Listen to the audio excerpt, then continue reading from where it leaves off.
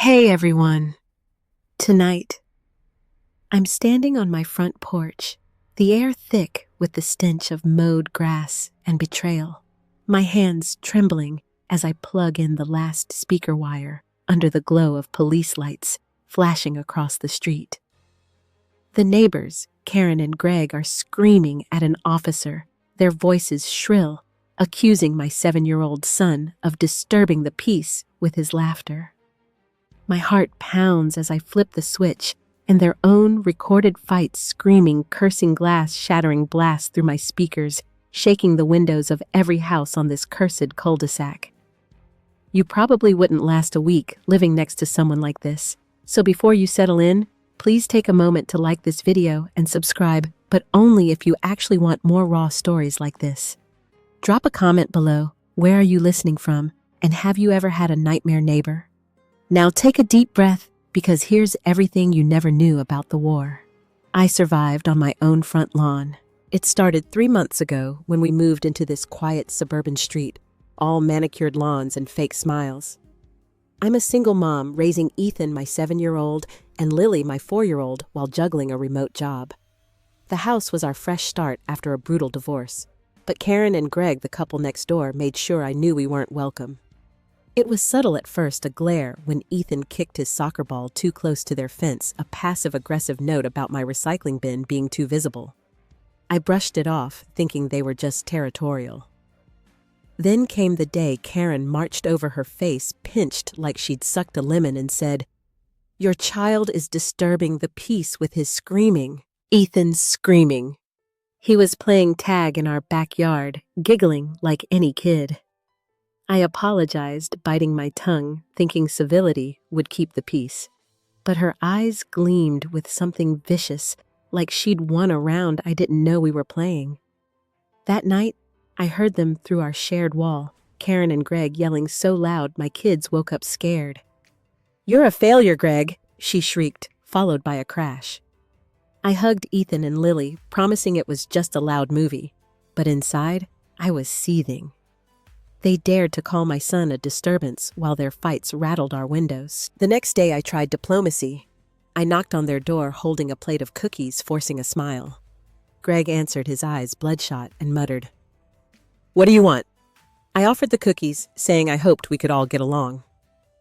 Karen appeared behind him, snatching the plate.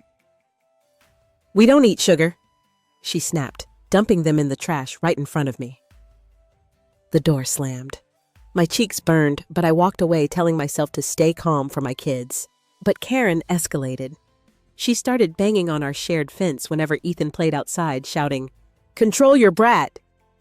I'd rush out, heart racing, to find her smirking, daring me to react.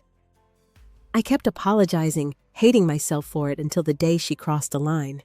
Ethan came inside crying, saying Karen had yelled at him through the fence, calling him a little monster. My vision blurred with rage. No one talks to my kid like that. That night, their fighting started again, louder, uglier.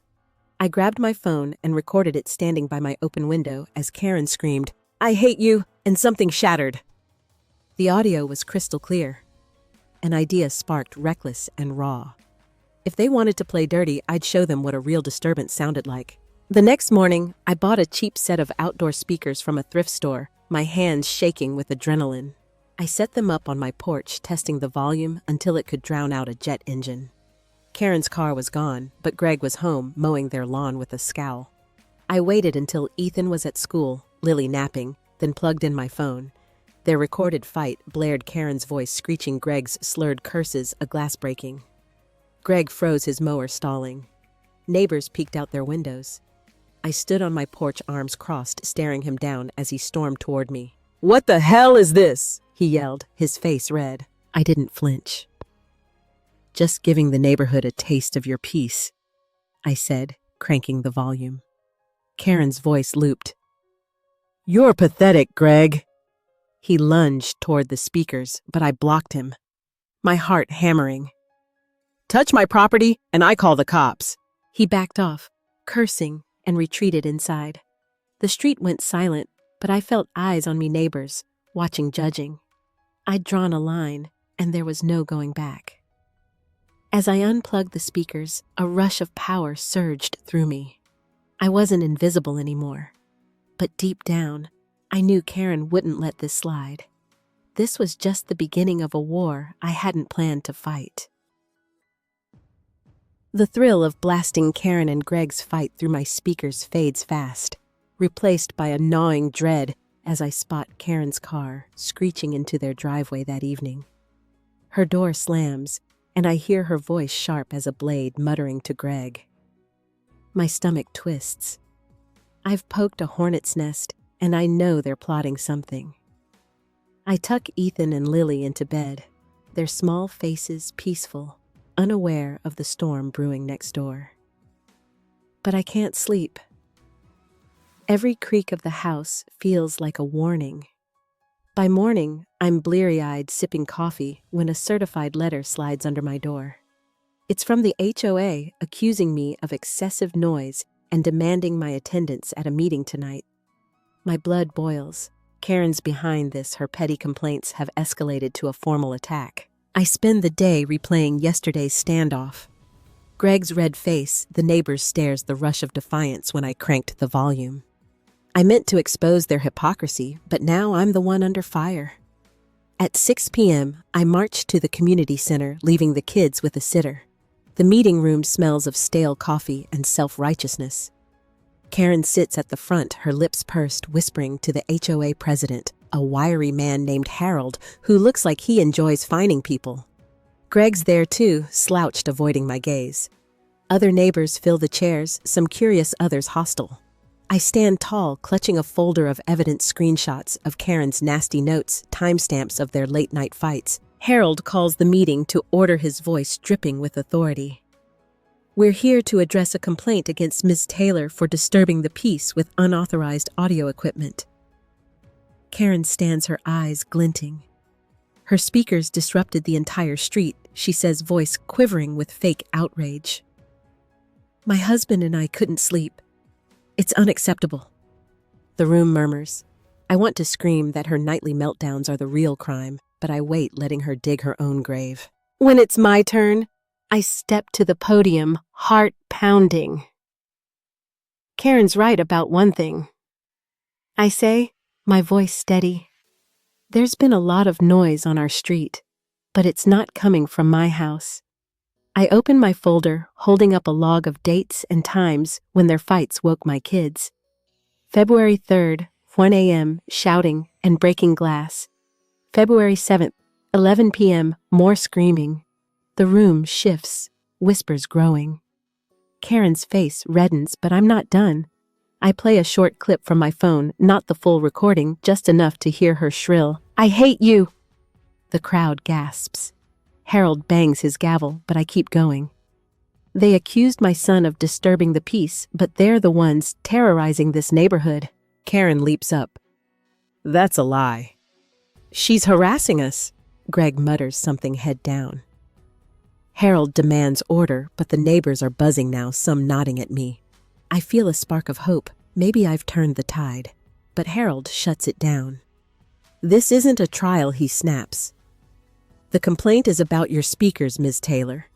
You're fined $200 for violating noise ordinances. My jaw drops. $200, I'm barely scraping by. I protest, but Harold dismisses me, adjourning the meeting. Outside, Karen smirks as she passes. Better pay up, she hisses. Rage burns through me, but I notice something. Neighbors linger, glancing at me with sympathy. One, an older woman named Marta, touches my arm. We've heard them too, she whispers. You're not alone. Her words light a fire in me. I realize I've exposed their cracks, even if the HOA won't listen. Karen thinks she's won, but she's just shown everyone her true colors. Back home, I pace the living room, the fine notice crumpled in my fist. I can't afford this, but I can't let them break me. Marta's words echo, I'm not alone. I grab my phone and start texting neighbors, asking if they've had issues with Karen and Greg. Responses trickle in, stories of petty complaints, glares, even a missing cat blamed on them. It's a pattern. I'm not just fighting for me anymore. I'm fighting for everyone they've bullied. As I crawl into bed, I hear them again, Karen's voice rising, Greg's low growl.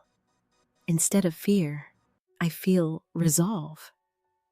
The HOA meeting was a setback, but it's also a wake-up call. I need evidence, something undeniable, to flip this war in my favor. I set my phone to record, propping it by the window. Their chaos is my weapon now. Tomorrow, I'll start building a case that even Harold can't ignore. For the first time, I feel like I'm not just reacting, I'm strategizing. Karen and Greg have no idea what's coming. The HOA fine burns a hole in my wallet, but it's the smug look on Karen's face at the meeting that keeps me awake, replaying her smirk like a bad movie. I'm done playing nice. Their hypocrisy calling my son a disturbance while their fights tear through the night has to end. I'm standing by my bedroom window, phone in hand, recording their latest screaming match, as Karen's voice slices through the darkness. "You're useless." Greg followed by a thud that makes my kids stir in their sleep. My heart aches for Ethan and Lily waking up scared, asking if the mean neighbors are fighting again. This isn't just about me anymore. It's about protecting my kids from their chaos. Every night this week, their arguments have gotten louder, like they're daring me to react. I've started keeping a log noting times and details. 12:47 a.m., shouting about money. 2:03 a.m., something heavy crashing. The recordings pile up on my phone, each one a bullet in my arsenal. I'm not sure how I'll use them yet, but I know they're my leverage. During the day, Karen keeps up her petty attacks, banging on the fence when Ethan plays, leaving notes about my unkempt lawn. I ignore her, focusing on my plan. I've even started chatting with Marta, the neighbor who spoke up after the HOA meeting. She tells me Karen's been terrorizing the street for years, complaining about everything from Christmas lights to dog barks. "No one stood up to her," Marta says. "Until you." Her words fuel me, but they also weigh heavy. I'm not a hero. I'm a mom pushed to the edge. Tonight, the air is humid, the street silent except for their voices erupting again. I'm in my pajamas, leaning against the window frame, phone recording, as Karen screams, "I'm done with you!" My kids wake up, Lily's small voice calling Mommy. I rush to their room, heart pounding, and find Ethan holding her hand, both wide-eyed. "Why are they so loud?" he asks. I hug them, promising it'll be okay, but rage simmers in my chest.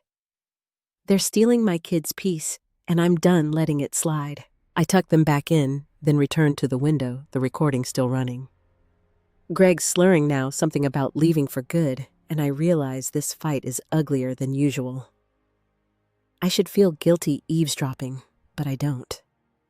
They've made this my business. By 3 a.m., the shouting stops, and I collapse into bed, exhausted but wired. The next morning, I'm bleary-eyed, sipping coffee when Ethan refuses to play outside. "What if she yells at me again?" he says, eyes down. My heart cracks. Karen's not just fighting me, she's scaring my son. That's the moment I snap. I can't wait for the HOA or hope for neighbors to back me up. I need to hit back hard. I spend the day researching noise complaints, learning the local ordinances Harold loves to weaponize. Turns out their late-night fights violate the same rules they accused me of breaking. An idea forms, risky but irresistible. I could report them, but that's too slow.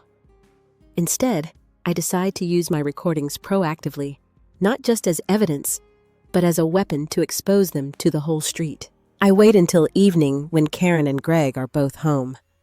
Their car's in the driveway, lights on. I set up my speakers again, this time in the backyard, angled toward their house. My hands shake as I cue up the worst clip last night's fight, raw and vicious. I keep the volume just below the legal limit, enough to carry, but not enough for Harold to find me again.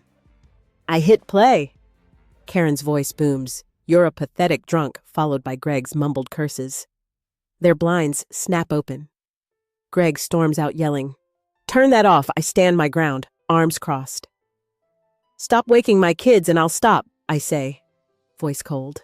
Neighbors peer out, some stepping onto their porches. Karen appears, her face twisted with fury. "You're insane!" she shrieks, but her voice cracks, and I see it fear. She knows the street's listening. Greg grabs her arm, pulling her inside, and the door slams.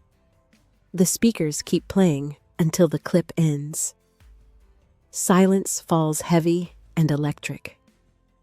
I unplug the speakers, my pulse racing, and notice Marta across the street giving me a subtle nod. I've shaken them, and the neighborhood's starting to see the truth. But as I head inside, a chill hits me. Karen's not the type to back down.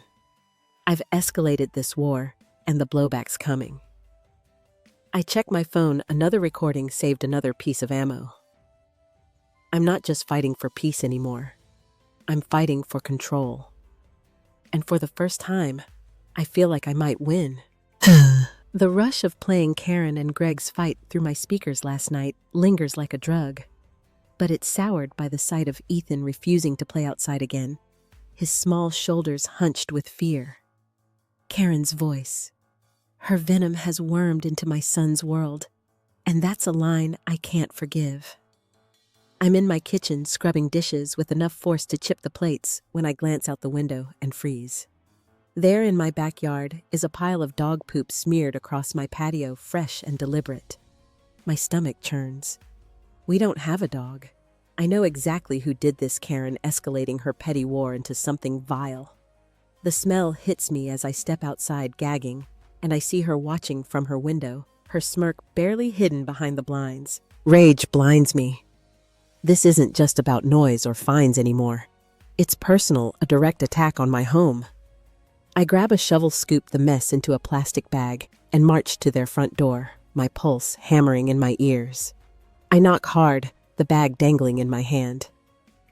Greg opens the door, reeking of stale beer, and blinks at me. "What's this?" he mumbles. I hold up the bag, voice shaking with fury. "Tell your wife to keep her filth on her side of the fence." Before he can respond, I dump the contents onto their pristine welcome mat and walk away, ignoring his curses. My heart pounds with reckless triumph, but I know I've just lit a fuse. By afternoon, the street's buzzing. Neighbors whisper as they pass my house, some shooting me wary glances, others stifling grins. Marta texts me, "Heard about the mat. Bold move." But the victory sours fast. Karen retaliates with a vengeance. That evening, I find another pile in my yard, this time near Ethan's swing set, and a note taped to my mailbox. "Clean up your act or we'll make you."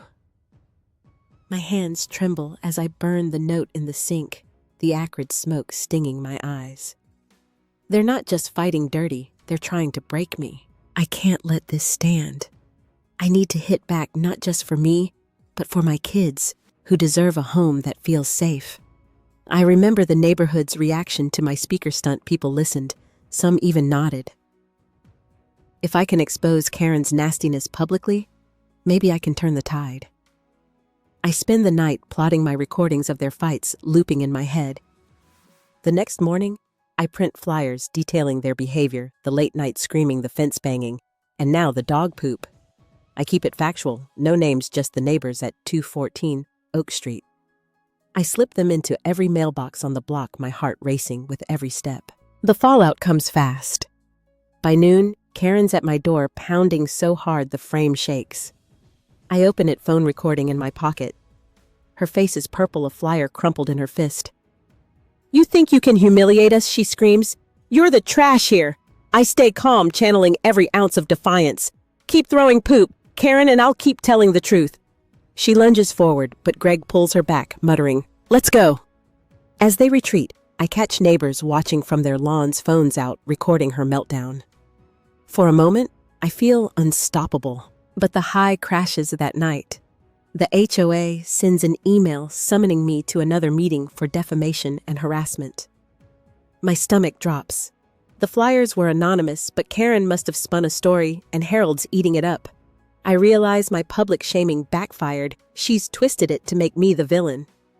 At the meeting, Harold reads my flyer aloud, his voice dripping with disdain, while Karen fake cries in the front row. "This is a personal attack!" she sobs. The room's divided. Some neighbors scowl at me, others whisper, recalling her tantrum. I try to defend myself, showing my recordings, but Harold cuts me off. "You're fined $300 for disturbing community harmony," he declares. $300. I can barely breathe. As I leave, humiliated, Marta catches me outside. "They're scared," she says. "That's why they're hitting hard." Her words spark something. Karen's lashing out because she's losing control. The flyers didn't win the HOA, but they shifted the neighborhood's pulse. People are talking, questioning. I'm not done. Back home, I find Ethan drawing a picture of our house, a big red X over the neighbors. "They're mean," he says. My resolve hardens. I've lost this round, but I've gained something to clarity. This war's about more than poop or fines. It's about showing my kids I'll fight for them no matter the cost. The sting of the HOA's $300 fine lingers like a bruise, but it's Ethan's drawing our house with a red X over Karen and Greg's that keeps me up staring at the ceiling as their muffled shouting seeps through the walls again. My flyers expose their nastiness, but the HOA's loyalty to Karen feels like a steel door slamming shut. I'm out of money and patience, but Marta's words echo, they're scared. I need to find their weak spot, something to flip this war in my favor. The next morning, I'm sipping coffee, scrolling through local ordinances on my laptop, when I notice something, a clause about property maintenance violations. My mind flashes to Karen's overgrown backyard, the rusted shed they never fixed. If the HOA loves rules, I'll use them to hit back. I spend the day gathering evidence, walking the block with my phone snapping photos of their peeling fence, the junk piled behind their garage, all against HOA codes. I'm careful avoiding their windows, but my heart races when Greg's truck rumbles into the driveway. I duck behind a neighbor's hedge, feeling like a spy in my own neighborhood. Back home, I compile everything into a formal complaint, attaching photos and citing rules. It's not just revenge, it's strategy.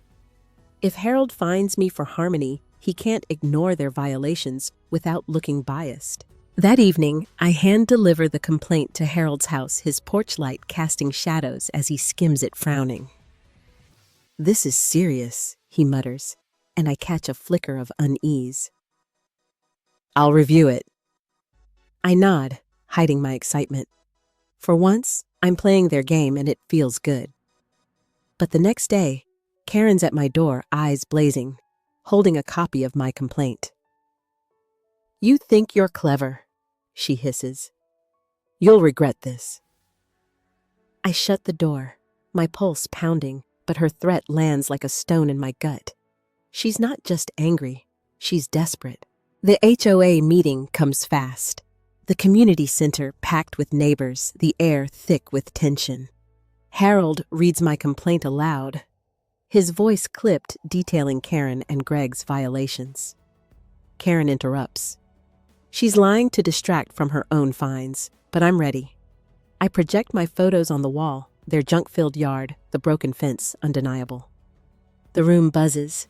Marta leans forward, nodding, and others whisper eyes on Karen.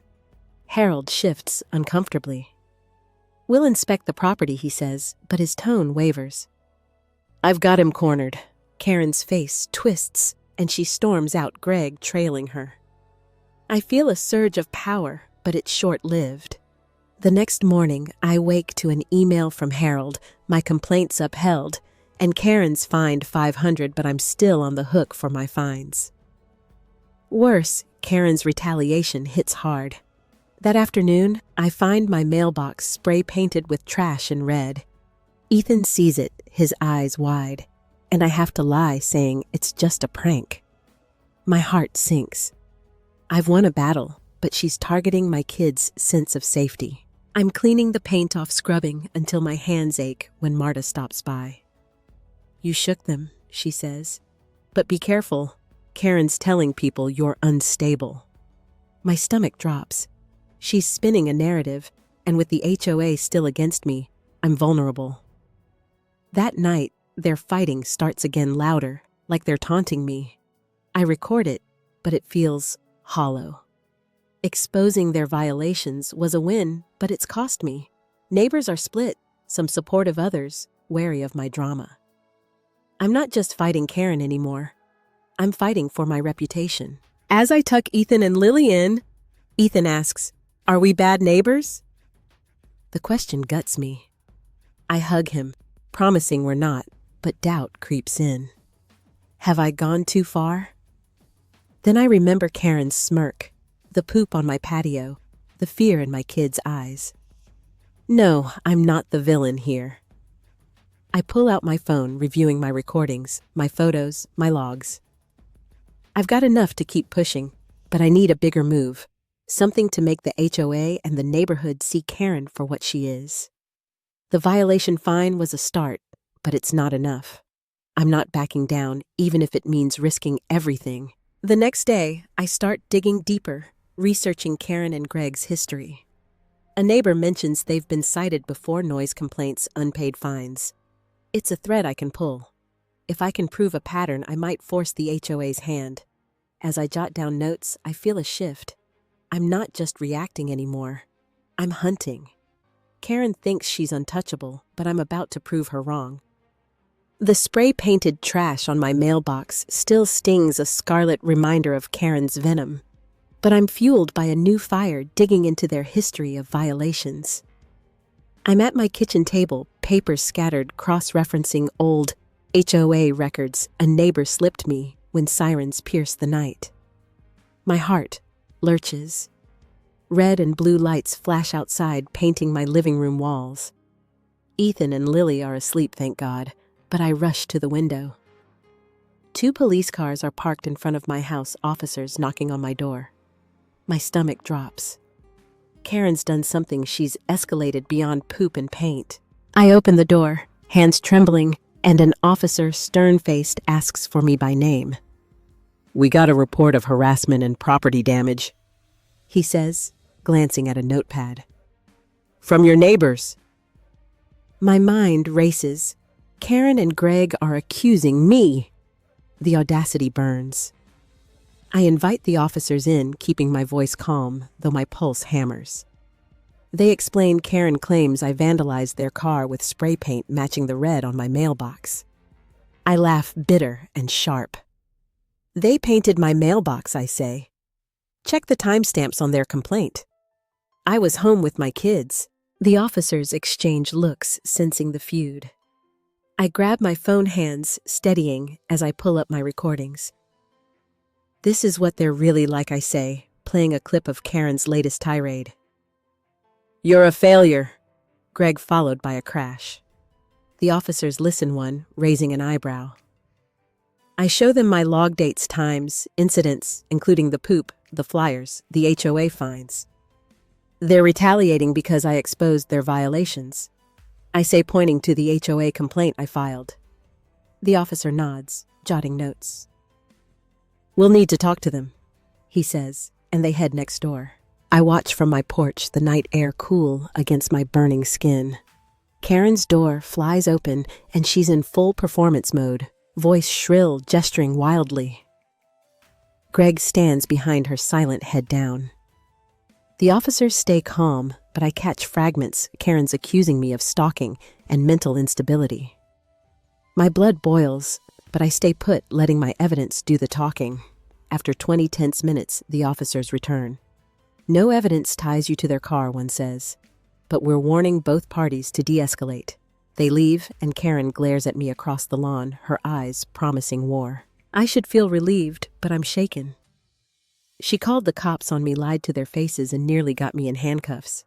My kids could have woken up to that. The thought ignites a reckless idea. I've been defensive too long. It's time to go on the offensive. I grab my laptop and start drafting a new letter to the HOA, attaching my recordings and a detailed account of tonight's false report. If Karen wants to play dirty, I'll bury her in truth. The next day, I hand-deliver the letter to Harold, catching him off guard at his mailbox. His face sours as he reads. "This is getting out of hand," he mutters, but I cut him off. "Then do your job," I say, voice firm. "She's breaking rules and lying to the police. How many complaints do you need?" He flinches, and I walk away feeling a shift. I'm not begging anymore. I'm demanding.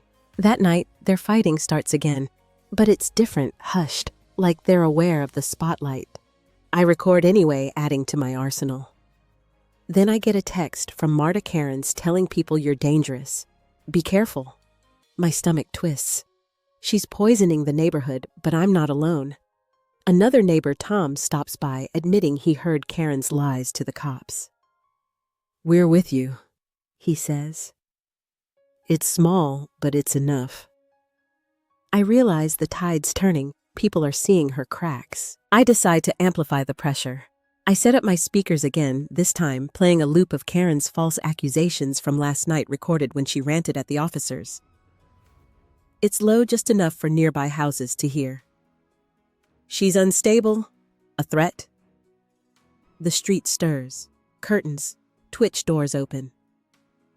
Karen storms out screaming, "Stop it!" but I stand on my porch unflinching.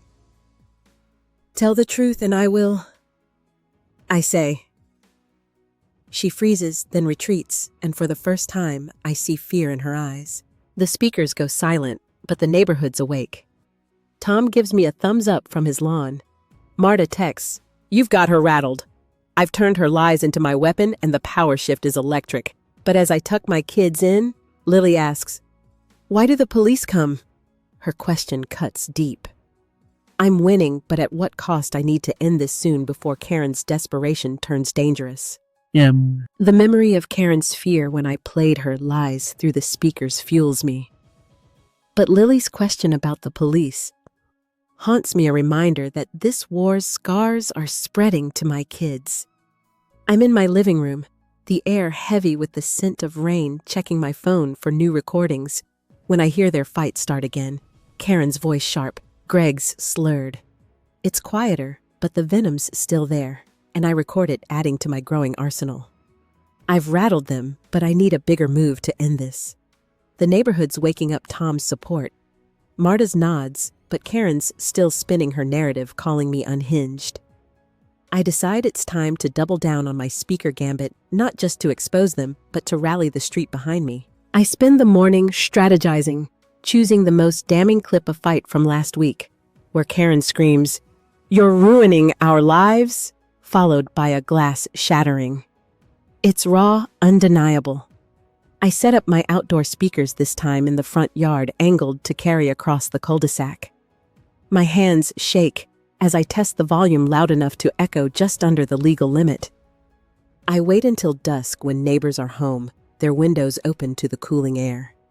Ethan and Lily are at a friend's house, safe from the fallout. I hit play, and Karen's voice booms, "I can't stand you." The street freezes. Lawnmowers stop, kids pause their bikes. My heart pounds, but I stand on my porch, arms crossed, daring them to react. Their door flies open, and Karen charges out, her face twisted with rage. "You're a psycho!" she screams, storming across the lawn. Greg follows, yelling at her to stop, but she's unhinged, pointing at me as neighbors emerge from their houses. "She's terrorizing us!" she shrieks, but her voice cracks and I see it panic. I keep the speakers running, the clip looping her venom. Tom steps onto his porch, filming with his phone. Marta's there too, shaking her head. Other neighbors gather, whispering, and I feel the tide shifting. Karen's losing her grip on the narrative. Then something unexpected happens. Mrs. Larson, a quiet widow from down the street, walks over her cane, tapping the pavement. "I've heard your fights for years," she says to Karen, voice steady. "This young mom's just showing us what we've all ignored." The crowd murmurs, some nodding. Karen's eyes widen, and she stumbles back speechless. Greg grabs her arm, muttering, "Let's go," and they retreat inside the door, slamming. The speakers go silent, but the street hums with energy. Neighbors linger talking in hushed tones. Tom approaches me grinning. "That was ballsy," he says. "We've got your back." The rush is electric. I've not only exposed them, but sparked a rebellion. Mrs. Larson's words echo proof that I'm not alone, but the victory's bittersweet. As I unplug the speakers, I notice a few neighbors avoiding my gaze, their faces tight with unease. My stunt worked, but it's also drawn a line. Some see me as a hero, others as trouble. I head inside, my mind racing. Karen's rattled, but she's not defeated, and I know she'll hit back harder. That night, I get a call from Harold, the HOA president. His voice is clipped, accusing me of inciting chaos with the speakers. "You're facing another fine," he says, "and possible legal action." My stomach drops.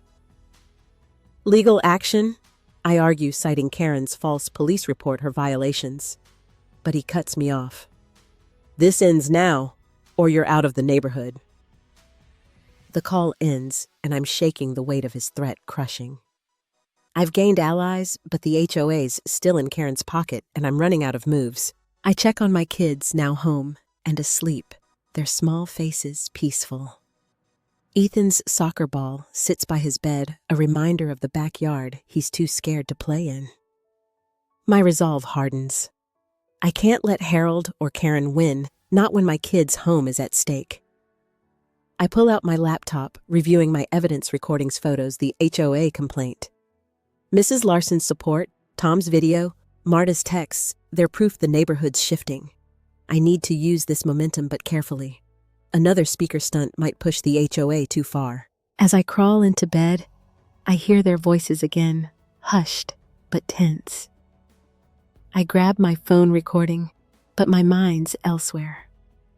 Today wasn't just a win, it was a turning point. The neighborhood's eyes are open, and Karen's mask is slipping. But Harold's threat looms, and I know the next move has to be precise.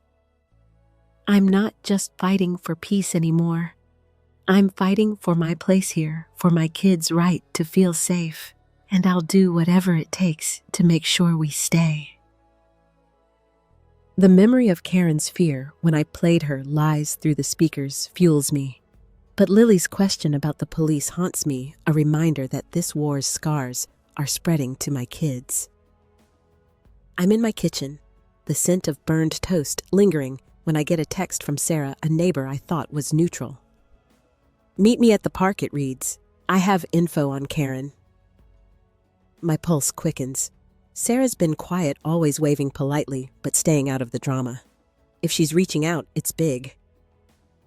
I leave Ethan and Lily with a sitter and head to the park, the evening air. Cool, the swings creaking in the breeze. Sarah's waiting by the benches, her face nervous, glancing over her shoulder. "You're stirring things up," she says, voice low. I've heard Karen and Greg fighting too, but I didn't want to get involved. She hesitates, then hands me a USB drive. This is security footage from my backyard camera. It caught them throwing that poop into your yard. My heart leaps. This is gold proof to nail them. I thank her, promising to keep her name out of it, and rush home, plugging the drive into my laptop. The footage is clear, Karen in gloves tossing the mess over my fence, Greg watching head down. My hands shake with excitement. This could end it. I'm ready to send the video to Harold, but something stops me. Sarah's fear, her secrecy, it feels off. Why now? I text Marta, asking if she trusts Sarah. Her reply chills me. Careful. Sarah's close with Karen's sister. My stomach drops. Was this a setup? I rewatched the footage, noticing a timestamp glitch. It's dated a week before the poop incident. My blood runs cold. Sarah's betrayed me, feeding me fake evidence to discredit my case. If I'd sent this to Harold, Karen could have spun it as me forging proof, burying me deeper. Rage and fear collide. I trusted Sarah, let my guard down, and nearly walked into a trap. I pace my living room, the kids' laughter from their room, a stark contrast to the war in my head. I need to confront her, but not recklessly. The next morning, I spot Sarah in her driveway unloading groceries. I march over the USB drive in my pocket, my voice steady but sharp. "Why'd you give me fake footage?" Her face pales and she stammers. "I don't know what you mean." I hold up the drive. "This could have ruined me. Did Karen put you up to it?"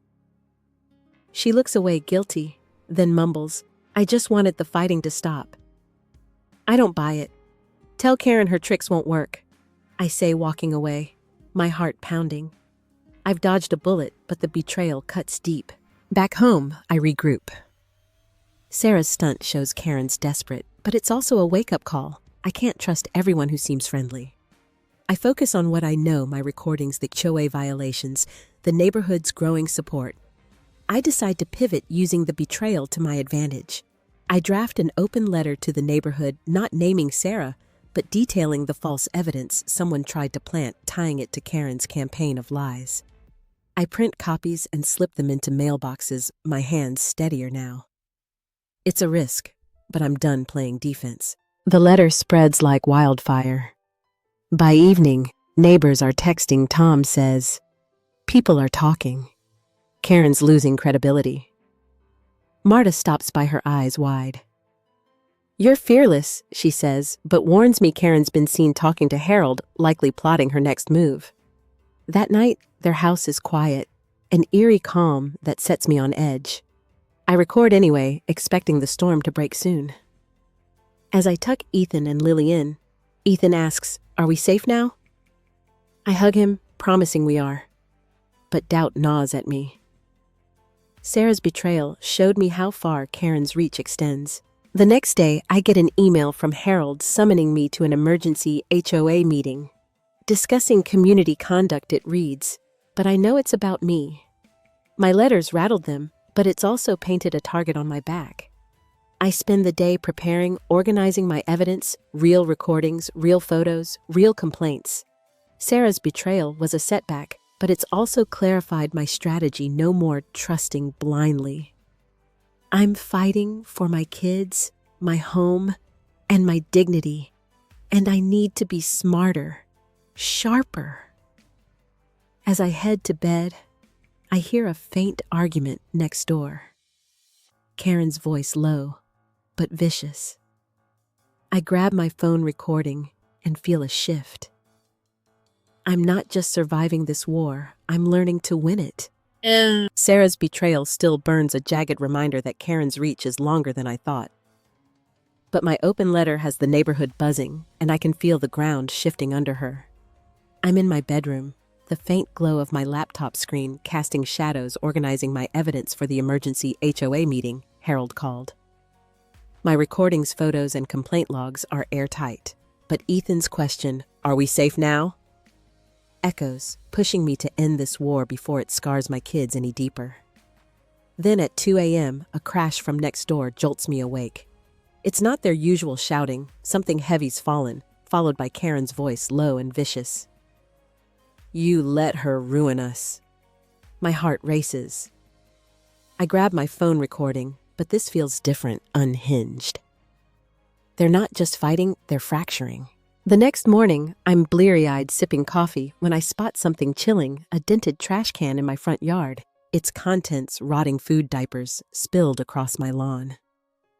My stomach twists. This isn't petty like the poop. It's aggressive, a message. Ethan sees it, his face paling, and I rush him inside, promising to clean it up. But rage surges. Karen's crossed a line, threatening my kids' sense of home. I snap photos of the mess, adding them to my evidence, and realize this is her desperation breaking through. She's losing control, and this is my chance to push her over the edge. I head to the HOA meeting, the community center packed, the air thick with tension. Harold stands at the podium, his face grim, accusing me of escalating community discord with my letter. Karen sits in the front row smirking, but her eyes are wild, like she's barely holding it together. I step forward, my voice steady, and lay out my case, the recordings of their fights, the photos of their violations, the spray-painted mailbox, and now the trashed lawn. I play a clip from last night's crash, Karen's voice snarling. "You let her ruin us." The room gasps. Neighbors shift some, nodding others, glaring at Karen. Marta whispers to Tom and Mrs. Larson's cane taps approvingly. Karen leaps up, shouting, "She's fabricating everything!" But her voice cracks, and Greg beside her looks defeated, his silence damning. I seize the moment, holding up the photos of my trashed lawn. "This was today," I say. "They're not just noisy, they're dangerous." The room erupts in murmurs. Harold bangs his gavel, but I'm not done. "If you won't act," I say, staring him down, "I'll take this to the city, the police, anyone who'll listen." His face pales. I've called his bluff. The meeting ends with Harold promising an investigation, but I know it's a stall. Outside, Karen corners me, her breath hot with rage. "You'll pay for this," she hisses so close I can smell her perfume. I don't flinch. "Back off, Karen," I say, my voice ice. Or every clip I have goes public. She freezes, then storms away, Greg trailing like a shadow.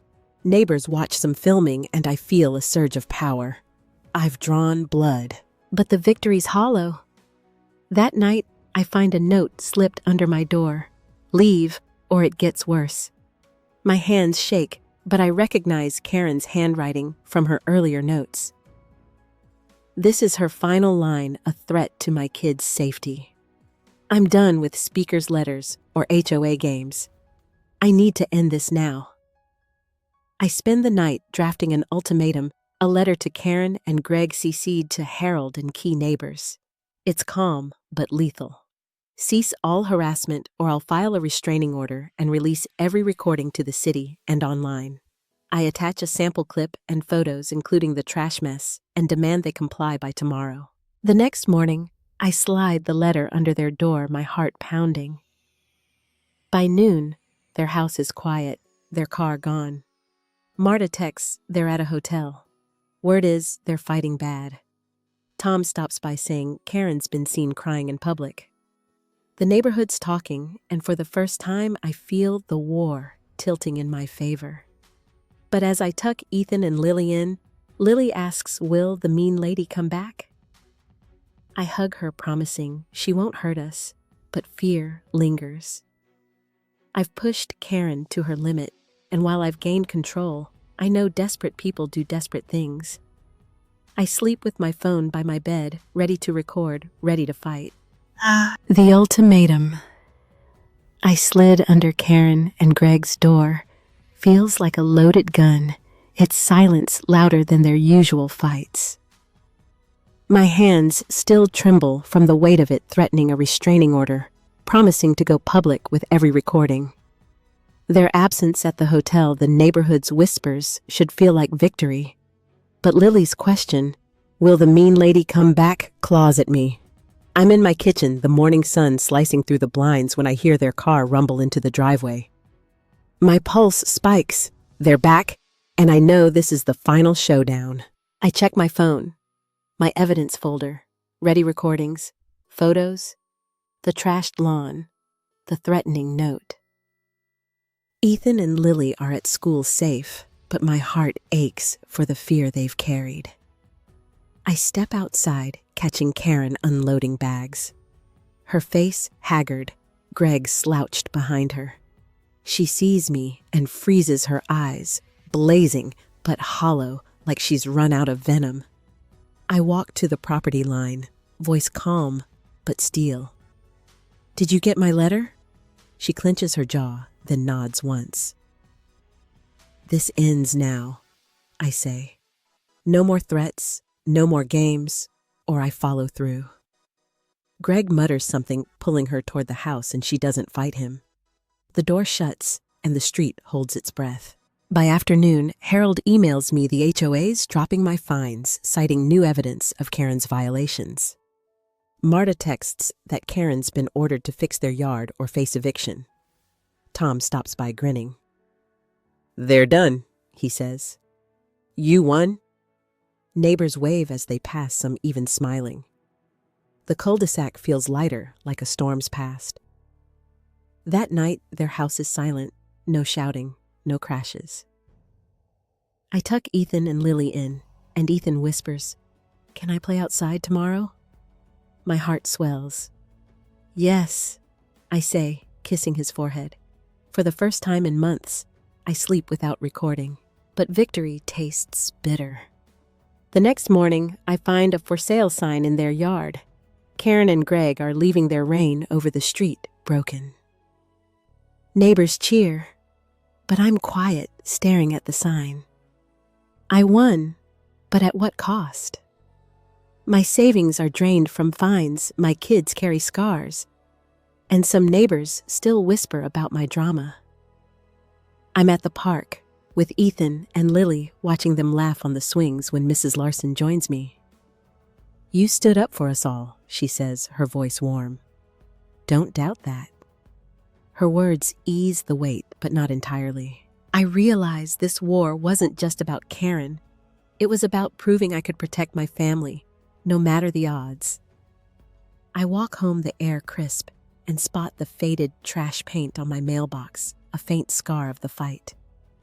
I don't scrub it off. It's a reminder of what I survived. As I step inside, I feel a shift. I'm not just a mom who fought back. I'm a woman who reclaimed her home. Karen's gone, but I'm still standing stronger for it. I'm sitting on my porch now, the evening sky bruised with purple, the cul-de-sac quiet. In a way, it hasn't been for months. Ethan's kicking a soccer ball in the yard, Lily's drawing chalk flowers on the driveway, and their laughter feels like a balm on wounds I didn't know I carried. This war with Karen and Greg cost me sleepless nights, drained savings, moments of doubt, where I wondered if I was the monster they painted me to be. But as I watch my kids, I know every fight, every recording, every defiant stand was worth it. I fought for their right to feel safe, to call this house a home, and that's a victory no one can take. Standing up to toxic people isn't pretty. It's raw, messy, and it leaves scars. But it's also dignity, the kind you earn when you refuse to let someone's poison define you. I'm stronger now, not because I won, but because I didn't back down. If you're dealing with someone toxic next door, please believe me. You're not crazy and you're not alone. You have the strength to fight to protect what matters. And when you do, you'll find peace not just in silence, but in knowing you're unbreakable.